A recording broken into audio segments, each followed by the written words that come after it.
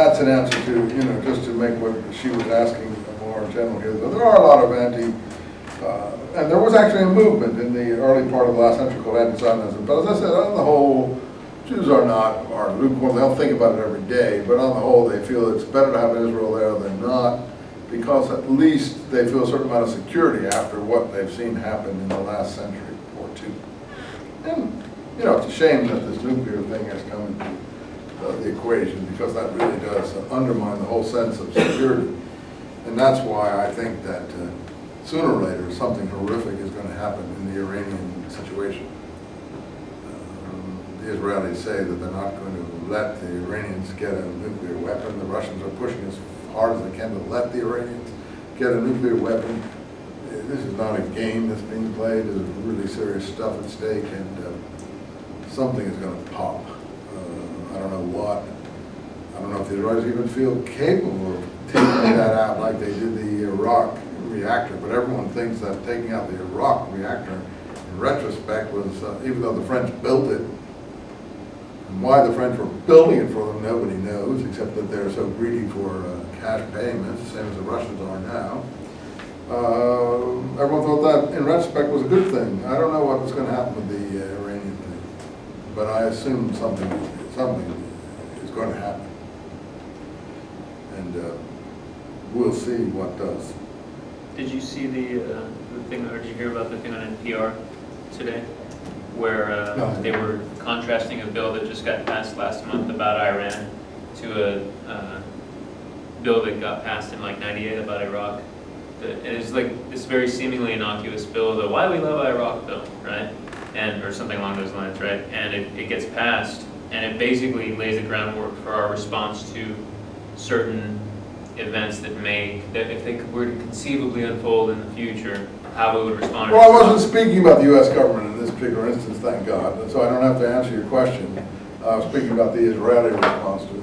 I wasn't speaking about what the U.S. is doing, because I have no idea. I don't even think the U.S. knows what it's doing. No, the point was that they had this bill that was seemingly innocuous, but it was basically laying the groundwork for the war. And well, that's a real shame, isn't it? That's a real shame. I really feel sorry for the Iranians.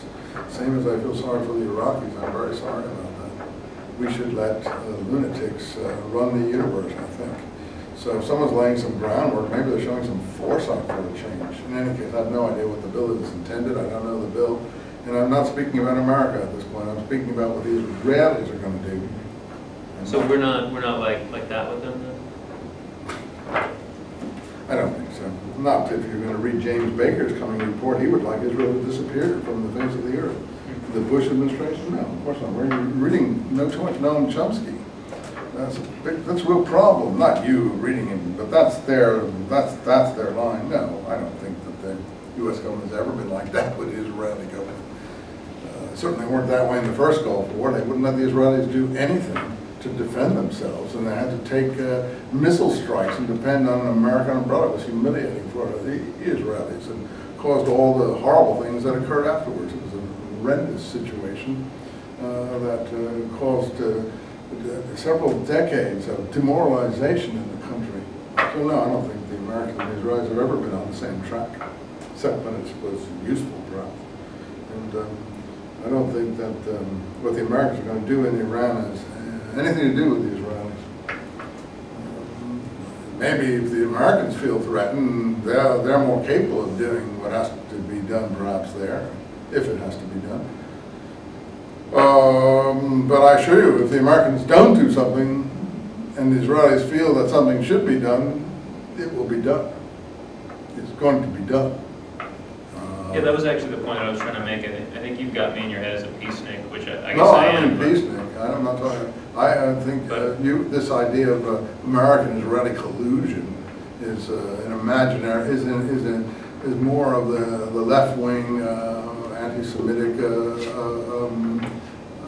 assault that is going on all over the world at the moment, and it's just pure nonsense.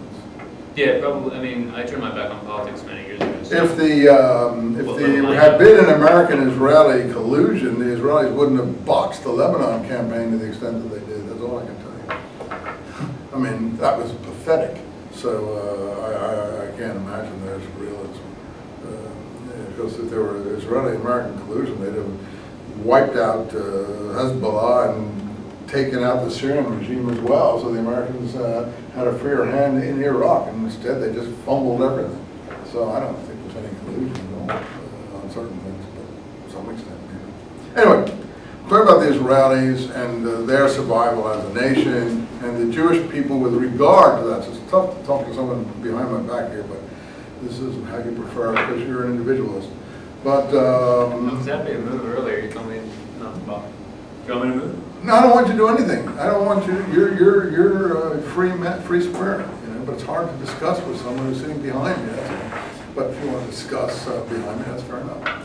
In any event, the Israelis, the situation of the Israelis, what I was bemoaning, if you like, was the fact that Israel, the support from American and other Jews towards Israel was they saw Israel as a thing of security vis-a-vis their situation in the world. And with the nuclear threat, it doesn't look like that anymore to them. And so this is quite likely going to change their attitude towards Israel quite a bit. And Israel looks more endangered than American Jewry, in fact. So, you know, what was the support based on? The sense that Israel, why was there greater support than that? Because Israel looked like, in the last analysis, there was a secure place that one could retreat or be saved by if it came to that. And now it doesn't look like that. Anyway, that's why I say to what you're saying, forget the American government, I'm talking about the American government. The Israelis will do something in the final analysis if no one else does. They will do something, and it will not be pretty. It will be really nasty.